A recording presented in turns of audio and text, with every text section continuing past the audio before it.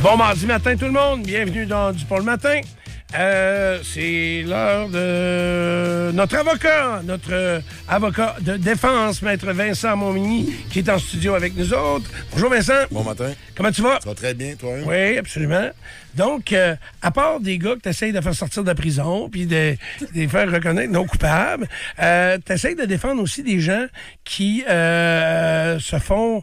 et ça peut avoir un impact et ça peut même mener à la prison, à certaines infractions au code de la route, s'ils sont majeurs. Puis, il y a eu un durcissement de ce côté-là. Absolument. Qui a un impact important puis qui n'a pas été beaucoup véhiculé dans la population. C'est pour ça que je voulais en parler, parce que là, il fait beau, les routes ont été nettoyées, les motos sortent, les autosports sortent, etc.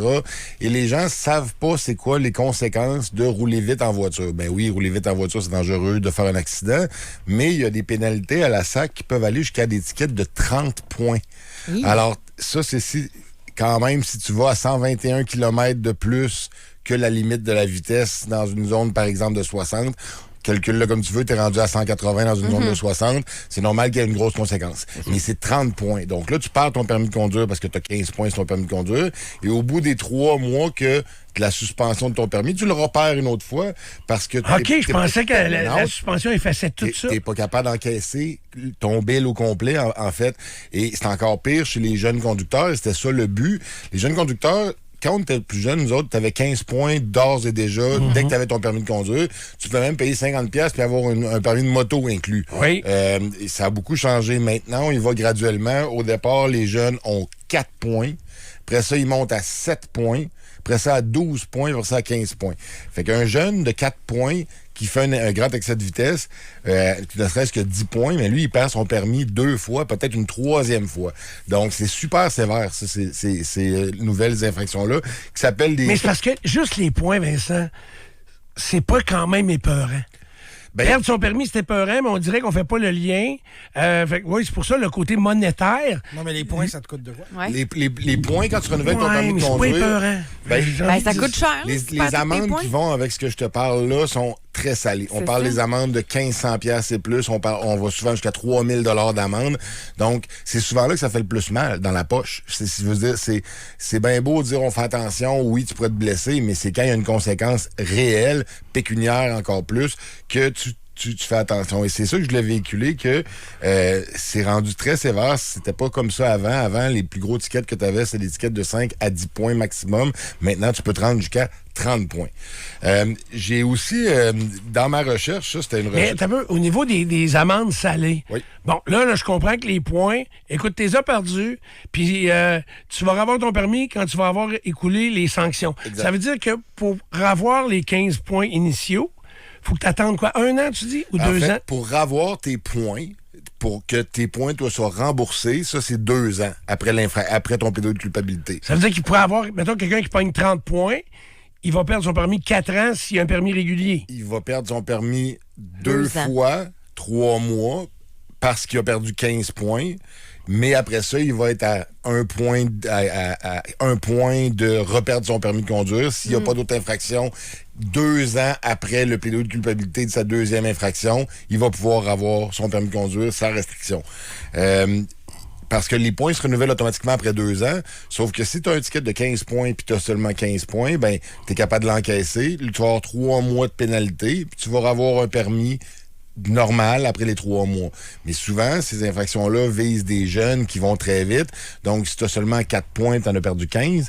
Mais calcule-le comme tu veux, c'est minimalement presque 4 suspensions back-à-back avant de pouvoir recommencer à conduire. Tu peux avoir dans l'intervalle un permis restreint, sauf qu'un permis restreint, c'est uniquement pour le travail, puis c'est pas pour aller au travail. C'est si tu en as besoin pour ton travail. Exemple, je travaille... Ah, ouais, OK. Si je travaille... Même affaire avec un cas d'alcool au volant, là? Non, ça c'est plus. Différent. Je t'en parlerai dans une seconde. Un permis restreint, quand tu as perdu tous tes points, admettons que ton seul lieu de travail, c'est ici. Que tu fais pas de démarchage de business ailleurs, puis que tu rentres au travail à une place, puis tu ressors à une place, pas de permis restreint. Ils disent... Tu peux pas te rendre au travail. Non, c'est pas pour se rendre au travail puis revenir du travail. Fait que tu prends un taxi dans ce temps-là. Ou l'autobus. Transport en commun, éventuellement un tramway, éventuellement quelque chose. Mais c'est pas pour aller et revenir du travail. Ils considèrent que si c'est juste ça ton problème, tu es capable de le régler par le transport en commun. Ils te donnent un permis restreint uniquement si tu en as besoin pour ton travail. Donc, le cas qu'on voit Si souvent... l'employeur te fournit le véhicule du travail, Du genre. c'est ça. Où on voit souvent des gens de la construction, bon, ben, oui, ils ont un chantier attitré, mais ça arrive qu'il faut qu'ils aillent chercher des matériaux, etc. Donc, eux vont avoir le droit de conduire. Mais ça te permet de travailler, c'est bien, ça te permet de continuer à gagner ta vie, mais tu peux pas aller porter tes enfants à l'école, tu peux pas aller à l'épicerie, tu peux pas aller dans une activité sportive. Fait que c'est pas le Klondike non plus avoir un permis restreint. C'est bien juste pour éviter que tu tombes dans une dette, finalement, à cause de ça. Mais ça a pire à faire pour, par exemple, moi, je suis un papa séparé, j'ai des points d'inaptitude dans les airs en ce moment qui vont tomber un jour. Ben, ça me permettrait pas d'aller chercher mes enfants. Ça me permettrait pas de faire aucune activité. Fait que c'est pas un super accommodement. Dans le cas des facultés affaiblies, comme tu disais, Stéphane, ça, les facultés affaiblies, tu as un permis normal, excepté que tu as une machine dans ton véhicule. Fait que tu peux y aller à toute heure du jour, de la nuit, tu peux faire n'importe quelle activité, tu peux aller chercher tes enfants, travailler, loisir, peu importe, tant que tu as la machine dans ton véhicule. Tu peux pas emprunter d'autres véhicules, tu dois absolument prendre ton véhicule. Ou n'importe quel véhicule muni d'un appareil. Mais tu sais, c'est bien rare que les employeurs, moi je le vois, Hydro-Québec l'ont fait à un client que j'avais, mais c'est très difficile à faire passer. Avoir deux machines? Ben, toi, ton char, t'en as une, puis mettons que ton patron te prête une voiture pour le travail, ben, t'en mets une dans cette voiture-là. Ça veut dire que tous ceux qui prennent cette voiture-là aussi doivent eux aussi souffler dans la machine. OK. Donc, c'est pour ça que ça agace un petit peu les employeurs. Puis même, une chose, la SAC, elle a beaucoup, beaucoup de pouvoir, hein, parce qu'évidemment, tu peux pas t'adresser ailleurs qu'à la SAC pour avoir un privilège de conduite. Il n'y a pas de concurrence. Alors, ce qu'elle dit, c'est ça, puis c'est tout. On a beaucoup de cas de facultés affaiblies qu'on gagne un dossier de faculté affaiblie à la cour criminelle, mais malgré ça, la personne continue d'avoir une machine dans son véhicule. Parce que la SAC a le droit de dire tu as été acquitté selon la base de hors de tout doute.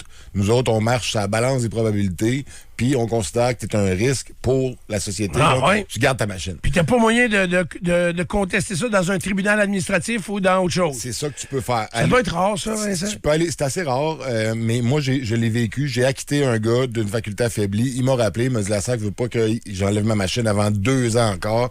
On est allé au tribunal administratif. Tribunal administratif, avec beaucoup de respect, le tribunal administratif, c'est pas des juges qui décident, c'est souvent un décideur qui est un administrateur. Un gestionnaire, c'est mon mot préféré. Là, ça, c'est quelqu'un que tu sais pas à quoi qu'il sort puis qu'il est super bien payé. Là, il gestionne. On sait pas trop qu'est-ce qu'il fait. Puis moi, je parle souvent à mes ministères. Puis là, il dit, je vais te passer mon gestionnaire. Puis là, je fais, ah non, là, je vais reculer.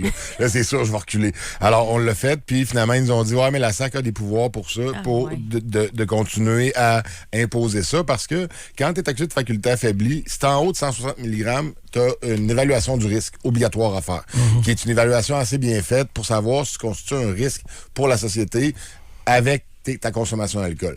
Fait que eux autres, parce que la SAC, c'est comme l'assureur général au Québec, il assure tout le monde. Tu peux rentrer dans une garderie avec un autobus, être bien chaud, puis ils vont quand même t'indemniser. Je trouve que ça devrait avoir plus de limites. Ça, ces choses-là, ça devrait pas... Même sans permis. Hein, même sans permis. Sans permis... T'es sur la route, tu fais un accident, tu fais quelque chose, la SAC va te dédommager. Je l'ai donné l'exemple encore de mon gars de Bécomo, là, avec un pick-up pas plaqué, pas de permis, sous-mort, il a fait ça un poteau, il s'est cassé le bassin, il était blessé sérieusement.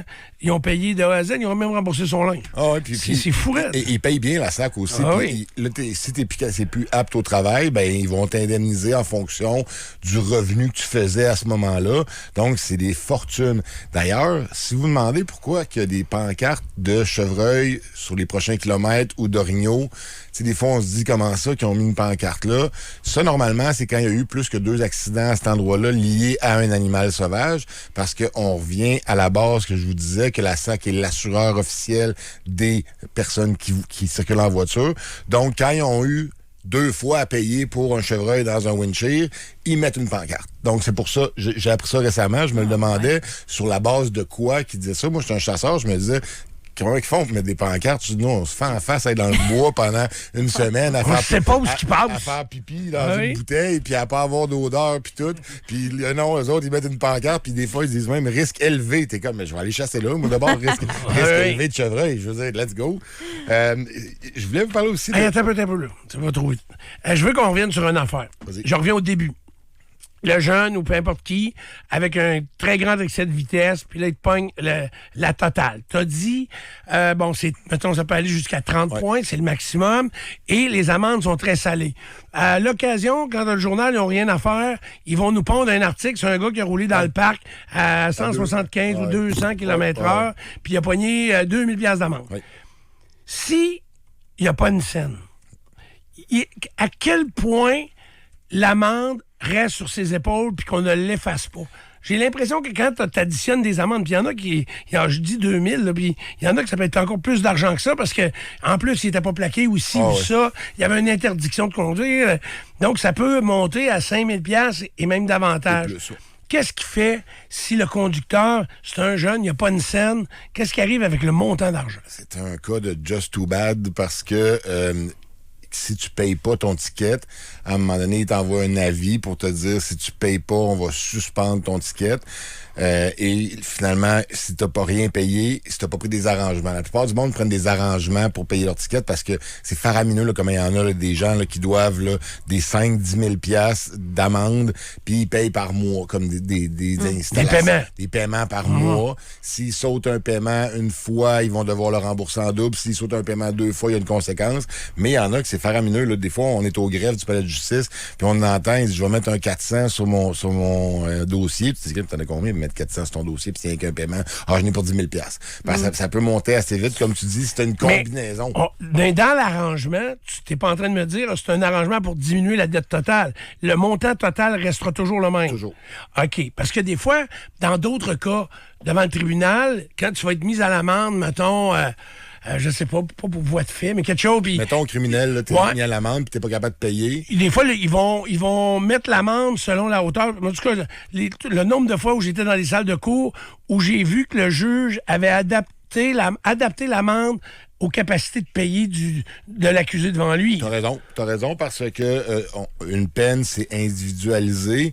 Donc, ça sert à rien là, de donner une amende de 15 000 $ à quelqu'un qui a pas les moyens. Bénéficiaire de l'aide sociale, par exemple. Tu fais juste le mettre, tu payes pas ta sentence, là, il va avoir une autre accusation contre toi. Puis c'est ça qu'ils veulent éviter en ne donnant pas des trop grosses amendes à quelqu'un qui a pas de sous, parce que tu vas le mettre dans l'échec. C'est certain, il sera pas capable de le payer. Fait au bout du compte, il va arriver ce qu'on a tous pensé qu'elle allait arriver. Tu sais, quelqu'un qui a une trop grosse amende puis qui se dit, écoutez, je travaille pas ou j'ai des limitations à l'emploi, ben on va le mettre en échec. Puis c'est pas ça le but. Pour la même raison, j'ai déjà vu des interdictions de consommer. Il y en a souvent. Ils disent, bon, tu peux pas consommer du cannabis, même du cannabis licite. Tu peux pas consommer d'alcool. Tu peux pas ci, tu peux pas ça. J'avais vu un client qui était tellement marginalisé, tellement dépendant à tout, qui a dit au juge, ouais, mais le gaz, j'ai-tu encore le droit? Lui, il checkait ses substances qui restaient, là, qu'il pouvait consommer. Un problème. Mais lui, en fait, c'était une mauvaise décision parce que de lui interdire ci, ça, pis ça, sa réaction le prouve, il va se mettre en échec, le gars, je veux dire. Tant qu'à ça, oblige-le à suivre les directives de l'agent de probation, de suivre les thérapies, plutôt qu'y interdire de se trouver, par exemple, sur le parvis de l'église, si tous ses chums sont tous là, puis qu'il y a un problème de consommation, soit d'alcool, de drogue ou peu importe. Donc, la justice essaye de pas te mettre en échec. Essaye que tu sois capable de faire ta sentence, puis que tu te retrouves pas puni plus fort, ni que tu vas revenir à la cour, parce que le but, c'est que le monde ne revienne pas à la cour.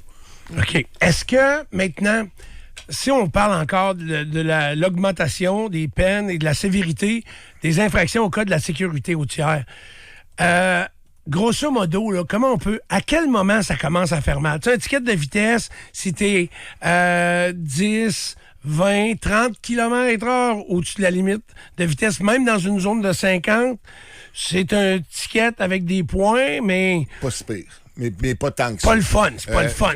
C'est pas le fun. Mais à quand que ça commence à faire mal? Ça commence à faire mal à partir de 40 à 45 km de plus que la limite de vitesse. Ça commence à faire mal, on tombe dans 6 points. Après ça, à 46 à 49 km, on est à 10 points.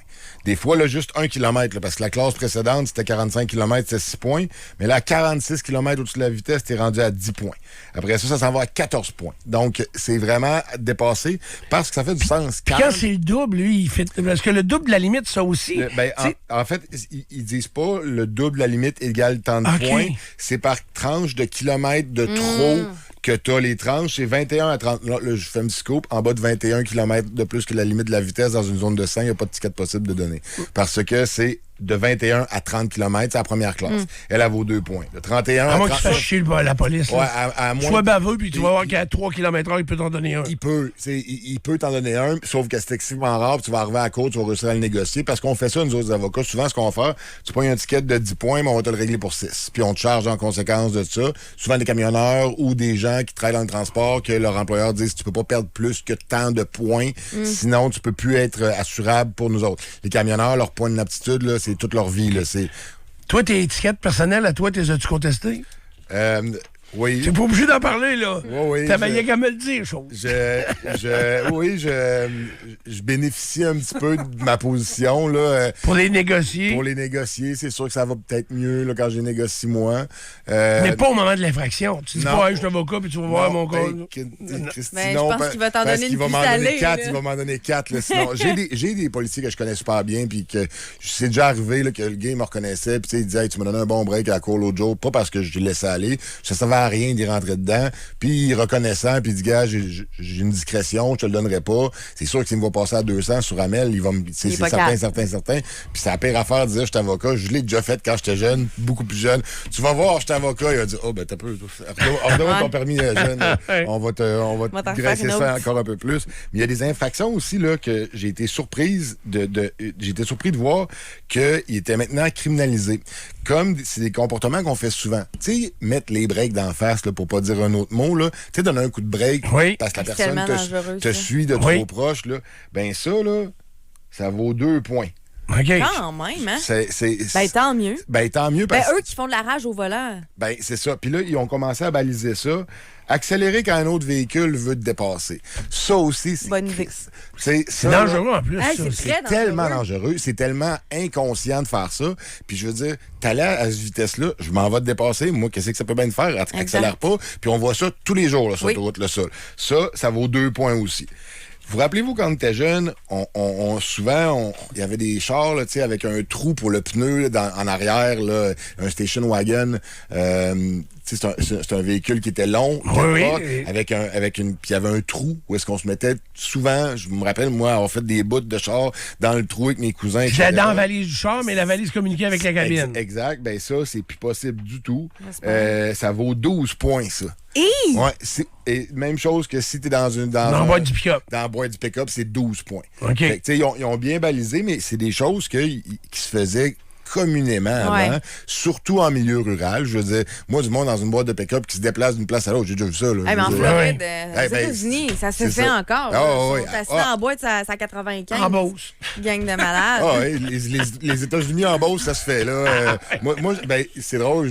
Mais quand tu roules pas vite, quand tu roules à 100, 120, 130 sur l'autoroute, là, ça commence à... il doit vanter un peu dans la boîte. Un peu, non, ça, c'est sûr. Puis les courses de rue aussi, c'est super sévère. 12 points également pour une course de rue.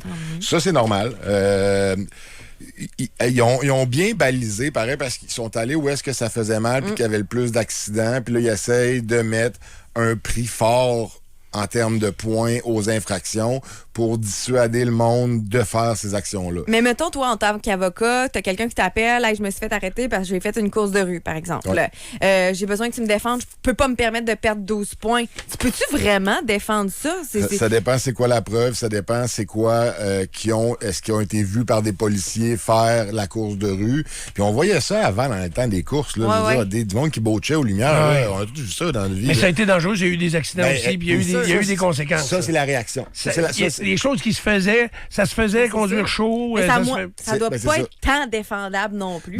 Ça dépend qui a vu quoi aussi. Si tu es un policier qui vous a vu carrément partir les deux, là, t'es fait. Mais là, en plus de ça, dans les nouvelles réglementations, un citoyen peut faire une déclaration à la police, puis tu peux avoir un ticket basé uniquement sur ce que le citoyen a dit à la police, même si la police t'a pas vu. Fait que si c'est une personne qui t'aime pas, elle peut te... Par contre, le citoyen... C'est ça le danger. Ouais. Par contre, le citoyen qui dénonce, qui est témoin d'une infraction et qui la dénonce, puis que le policier va aller remettre l'infraction, celui qui dénonce doit être disponible pour aller à la cour. Absolument. Si ça va à la cour. Absolument, parce que le gars peut contester, dire, hey, parce que, meilleur exemple, le monde qui s'aime pas, ça peut devenir une folie, dire, c'est quelqu'un, tu sais, des bougons, un peu. Hey, je l'ai vu passer à 100 km/h dans la zone de 30, puis etc. Donc, ça, c'est des dossiers qui sont souvent contestés, Puis si la personne qui vient témoigner pour l'infraction est pas crédible, ben ça passera pas. Parce que j'en ai vu, je disais que c'était clairement une vengeance. Là, c'était son voisin. C'était pas son ex, son voisin. Tu sais, du monde qui t'aime pas. Là, fait que ça, c'est dangereux un petit peu parce que les policiers sont comme un rôle secondaire, puis tu laisses toute la discrétion aux témoins qui, finalement, tu sais... puis il y a des gens aussi qui ont la tolérance plus basse que d'autres. Je veux dire, moi, j'ai été plusieurs années à Montréal, passer à droite, quand quelqu'un tourne à gauche, tu sais, c'est d'office. Là. Moi, je veux dire, quand quelqu'un va virer à gauche, je le dépasse par la droite. Là. À Québec, tu te fais regarder des fois quand tu fais ça. Mais s'il n'y a pas de voie, si tu passes à droite sur l'accotement, c'est ça qui est le geste illégal. Oui, sur l'accotement, tu n'as pas le droit de rouler sur l'accotement sous aucune considération, sauf pour une urgence, par exemple, si tu veux te dévier d'un accident. Mais cette manœuvre-là, elle se fait, je veux dire, depuis toujours. Mais à Québec, elle se fait moins. Les gens sont moins tolérants. Sur ça, ils veulent que tu attendes en arrière d'eux autres, qu'ils fassent leur virage, puis après, tu continues sur le voie. Mais fait que c'est selon le niveau de tolérance. Donc, quelqu'un qui est moins tolérant à la conduite rapide ou à la conduite, etc. Et lui, il va faire l'étiquette, il va faire l'étiquette. Fait que c'est ça le danger. J'ai l'impression que ça va créer des machines à tickets. Je comprends. Des citoyens machines à tickets. Est-ce qu'on a fait le tour? Parce que je t'ai interrompu tantôt. T'avais-tu pas mal fait le tour de pour une fois, j'ai traité mes sujets. Je suis super content. On n'a pas fini, par exemple. Mais non, mais là, je suis super content. Aussi, sachez que les points d'inaptitude que vous perdez en Ontario, au Maine et dans l'État de New York sont applicables à votre permis de conduire du Québec. Il y a une entente ensemble. Il y a une entente Maine, New York. Maine, c'est une place où tout le monde va, Algonquin, Old Orchard, etc. New York, c'est une destination aussi de l'État de New York. Donc, ces trois places-là, l'Ontario, Maine et New York, tes points que tu perds là-bas, t'es perds ici. OK. Fait que ça, les gens savent pas ça souvent aussi. Puis ils vont dire, pogner un ticket aux États, c'est pas grave, je verrai ça, je retourne. Va plus loin aux États. Mais quand tu y retournes après ça aux États-Unis, ils sont sévères, eux autres. Quand ils t'arrêtent, puis t'as un ticket qui est overdue, là, qui est passé date, là, tu dois le payer on the spot. C'est ça. Puis si c'est un 1200$, puis tu l'as pas le 1200 US, ils ramassent ton auto, puis ils t'amènent. Moi, je suis mal pris avec mon affaire d'étiquette à Philadelphie, là, en Pennsylvanie. Je voyais à Philadelphie, en ville, un ticket de parking avec ma moto.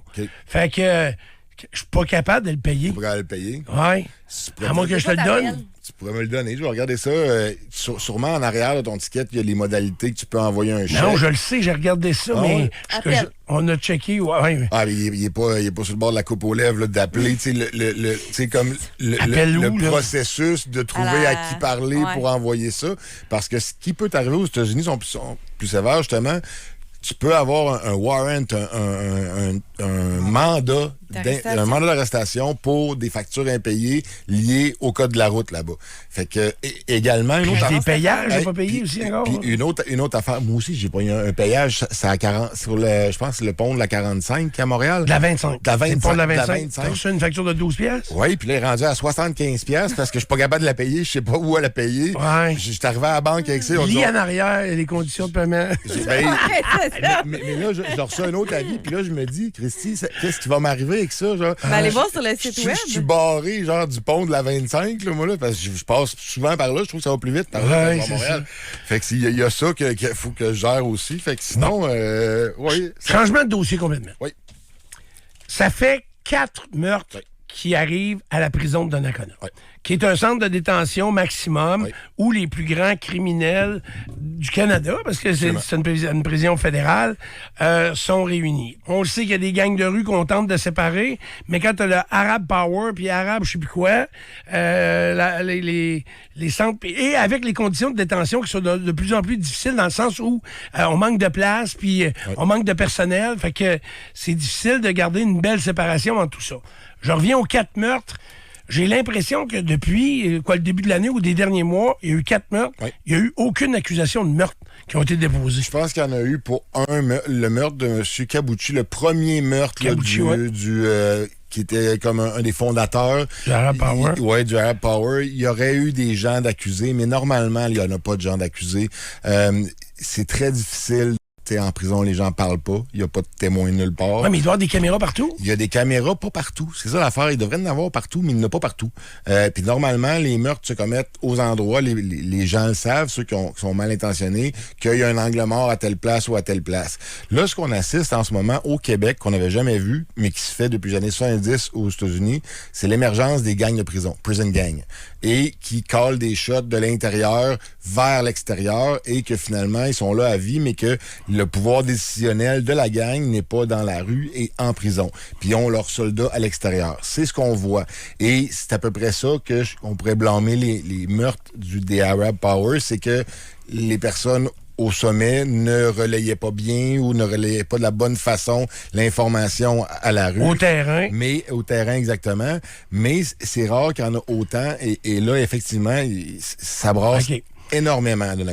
Est-ce qu'il serait possible aussi qu'il n'y ait pas d'accusation de meurtre? Entre autres, dans le cas de Bédoun, là, le dernier, là, il y a eu Kabouchi qui s'appelait le premier, puis là, Bédoun qui était comme son gars en dessous. Ouais. Parce qu'au Canada, puis c'est dans écoutant mes émissions de débiles que je me suis fait un film dans ma tête, puis j'aime ça des fois quand je me trompe de me faire corriger. Au Canada, une seule personne peut être accusée de meurtre.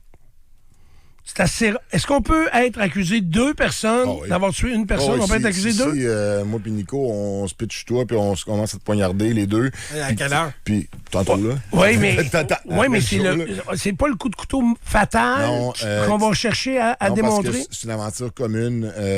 Si tu fais quelque chose, un meurtre, là, c'est soit vouloir la mort de quelqu'un ou sans se soucier des conséquences de tes gestes. Parce que c'est trop facile de dire, j'ai juste donné un coup de couteau, là, je pense jamais qu'elle allait mourir. Ben ouais, mais s'il n'a pas donné un coup de couteau, il serait pas mort non plus. Mais dans ce cas-là, est-ce que les deux sont accusés de meurtre ou il y en a un qui est accusé de complicité? Ouais. En fait, tu es accusé de complicité de meurtre. Fait que fait que les deux. C'est bonnet blanc, en fait. C'est blanc-bonnet, ça revient au même.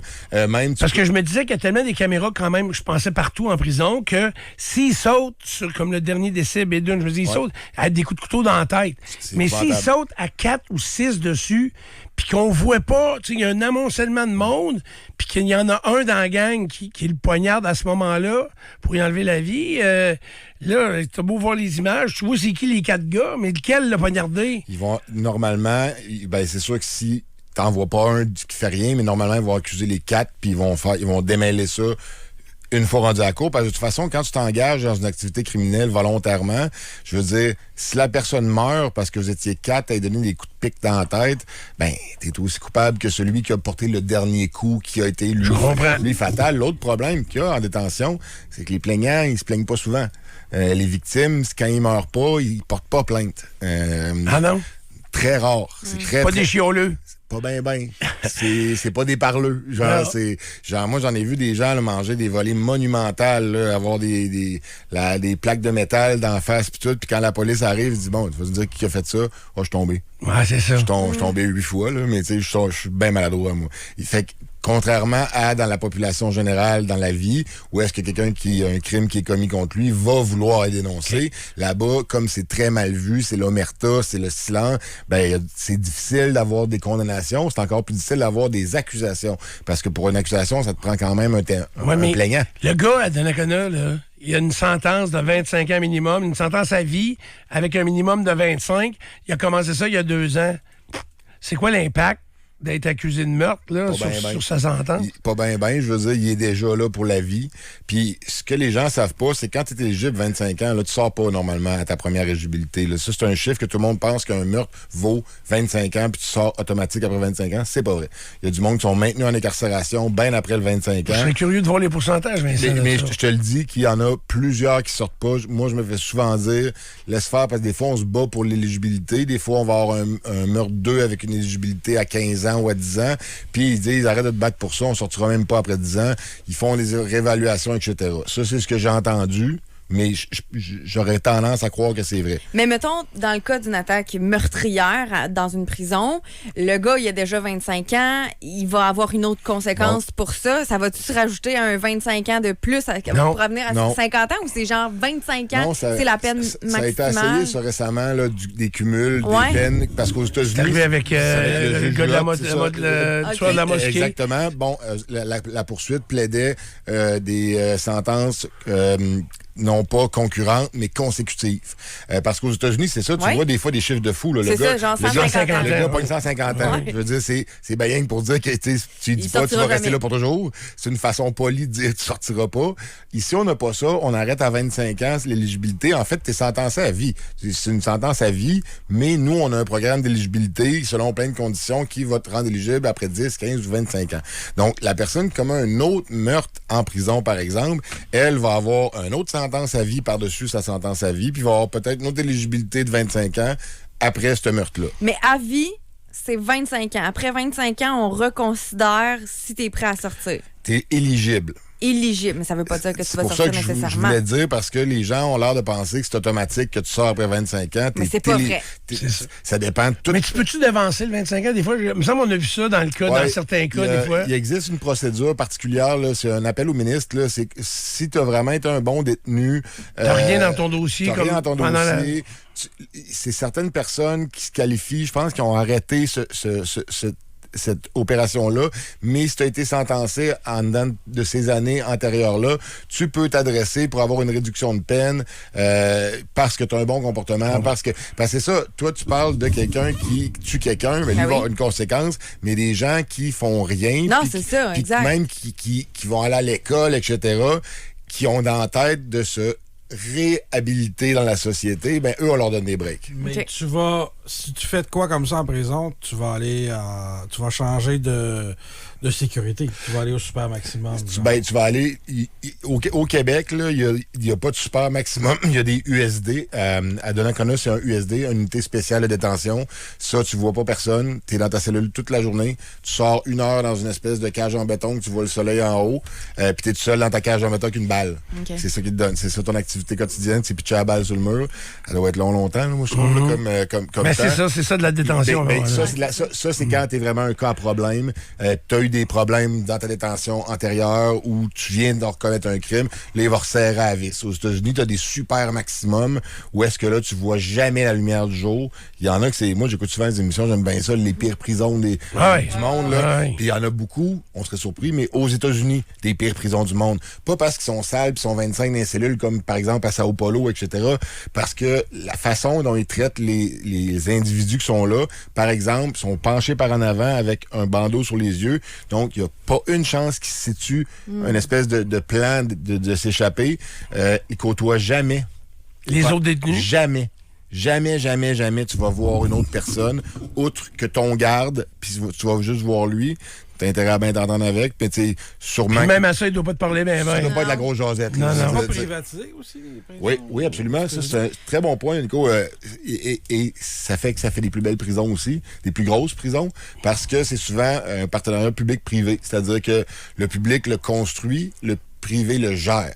Ça donne un peu aussi des petites tapes dans la main aux amis, parce que qui va payer le contrat de nourriture, ben c'est un peu les amis de qui va payer le contrat de buanderie, ben c'est un peu les amis de l'autre. Mais tant que ça marche. Mais ça marche. Ça marche bien mieux qu'ici parce que c'est géré au privé. Fait que quand c'est géré au privé, ils font les appels d'offres au minimum, etc. Donc, il y a plus de ressources. Fait que, on peut mettre de l'argent. Vous avez chacun une question. Moi, c'est rien que pour revenir à votre paiement de facture. Là, les gars, je sais pas où c'est que vous avez checké, mais c'est super facile. A25, payer ma facture sur Internet. Même en français, oui, mais A25, je le sais. Je l'ai payé, moi, A25. C'est où? Moi, c'est en Pennsylvanie? À Philadelphie. À Philadelphie. Tu marques pay a parking ticket in Philadelphia. Ouais. Puis ça te donne les détails. Je vais demander à... Bonne chance. Je pense qu'il y a un petit peu de laisser aller. D'après moi, c'est ça. Une petite affaire. Moi, quelque chose qui me tente pas, ça finit tout le temps à gauche de la pile, puis ça s'en va de plus en plus au bout du bureau. Ça paye pas, à un moment donné, elle va être rendue à 1000 $. Non, je sais, il faut que je m'en occupe. Voilà, c'est aussi simple que ça. Voilà, la tape ses doigts pour Maître Montmigny. C'est fait, c'est nous autres qui l'ont donné un matin. Merci beaucoup d'être venu nous voir. Notre invité, c'est notre avocat de la défense, Maître Vincent Montmigny.